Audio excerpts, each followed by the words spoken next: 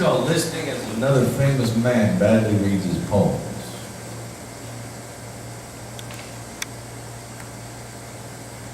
In the intervals between laborious searches for page numbers and breathless meditation, a man, audibly chewing ice, mutters in his bourbon, and two vigilant crickets are engaged in musical foreplay downstage, when suddenly the poem begins. The natty monotone delivered like a phone conversation to a mother-in-law about fertilizing her lawn. And before the nodding audience knows what hit them, the piece abruptly ends, and two nervous claps clop unevenly from a candlelit corner. Then the bloated quiet and rustling pages begins anew. One night, the poet wears Aladdin shoes and uses self-deprecating jokes to lower expectations. Another night, the poet wears a soiled hair shirt and uses uncombed, freshly awakened beard bits to keep the local blue-voiced groupie mavens at bay. The glamour of the cold page makes administrators woozy with freshly cut checks, and stunned undergraduates change their majors to business law, knowing now that Daddy was right all along. And the rhythm gets lost or abandoned, and the canned comments so scripted that they garner more interest than the text, which becomes illegible in the mouth of its master, a bull-headed whale tumbling behind his massive girth, shoveling compliments in his maw like plankton, Pulitzer riding on his snout like a hookah, and all six-winged hope drowned in his throat.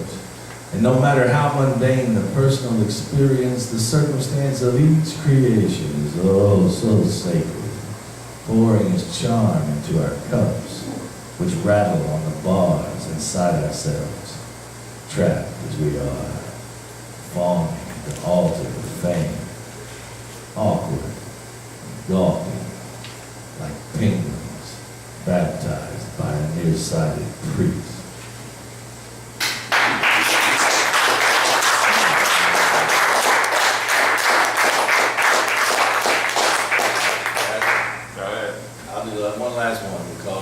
Thank y'all very much for hanging out and listening to, and I appreciate being able to hear your poetry as well. It's nice.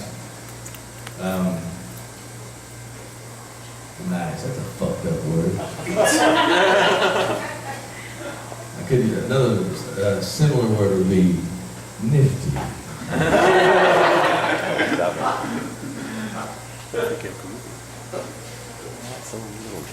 Poetry was so nifty, dude. It's called The Secret War of Art. I was in New York recently doing some workshops and doing an interview with this guy. He was trying to remind me that, asking me if I could remember when I did my first gig. And I asked him, do I look that fucking old?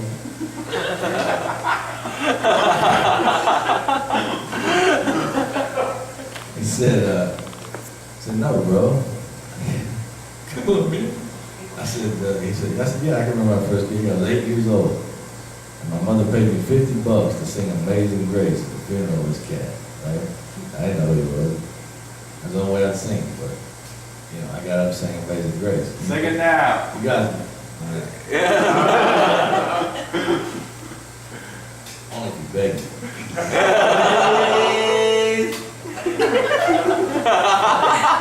See that,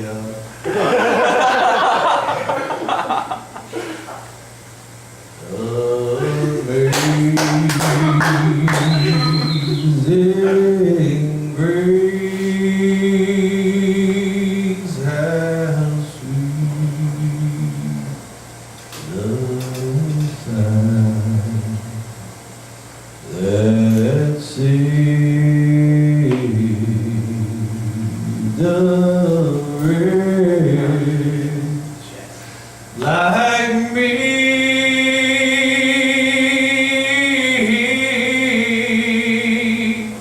How precious was that grace he sees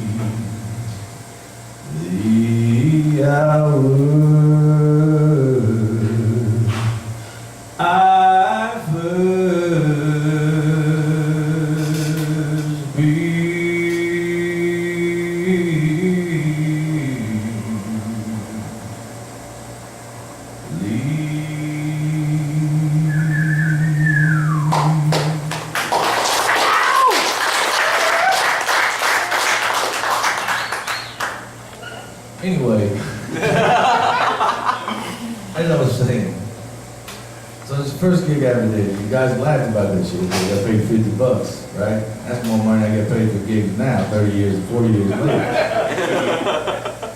And we were talking, and we were thinking about, I saw, what was that old Secretary of Defense's name? What was his name? Rumsfeld, yeah. Stud. Rumsfeld, every time you see him when he starts to leave office, he has a book under his arm, like a basket could read.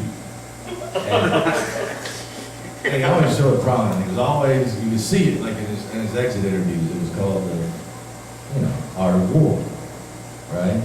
By Sun Tzu. Everybody knows that because those books now have become de rigueur for all these middle managers all over the fucking world.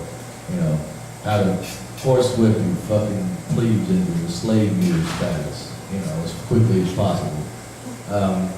So I got to thinking about it, and I started thinking, man, that the only way to counterbalance all those cats and their love of war and their neoconservative horseshit tactics is art. And art is always working, right? And it's always secret. So instead of The Secret Art of War, this poem is called The Secret War of Art. We will never be ready for it when it comes. My first gig, I sat on the front pew at the funeral of a man I barely knew, and all the details are vague as the sun, his face. What can I say? My sweet mother paid me $25 to sing Amazing Grace. The secret war of art is more flames. Falling in love with cool mountain music, America's periodic flirtation with bluegrass has stirred Ralph Stanley from his death march, and he sang to us what lay ahead in broken tones, his voice full of rock clefts and sheer cliff shimmy holes.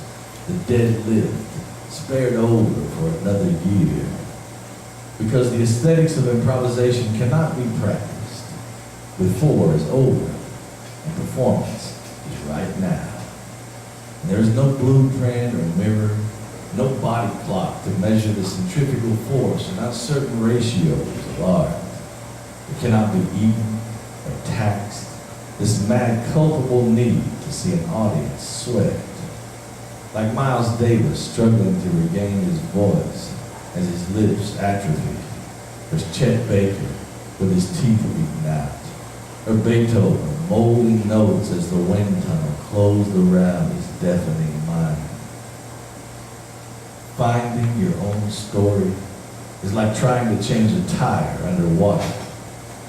It's a stubbed toe sort of cry, an emergency, like being forced at gunpoint to compose the entire melody of your life. And we need to put everything in, singing, making love, like Art Tatum played piano, hard, fast, and unusual, with all the virtuosity pushed into the reckless transitions from bridge to chorus, scorched earth harmonies and family secrets, and the only consolation for art, which flattens the artificial paradises it cannot help itself. Art holds on to the air, and poetry whispers into the ears of poets remedies for all this suffering. Death is always perched at the dining table as we create, and the walls contend that you are utterly alone. But the fire, suspended in its iron box, pretends otherwise, hissing signs and signifiers, the secret war of art, contradicting the dead steel cases and the grave's rectangles, and all these suns from all these wars, bearing the weight of their mystic cargo. When you are dead, on the rim, all your black heirs will lurk and look down and say, how stately you look, with perfect composure, and your chin placed just so, all your invisible symphonies sorted out, and dignified as a camel, ready to face whatever comes next. So the motionless artist, eager to know, lies, waits.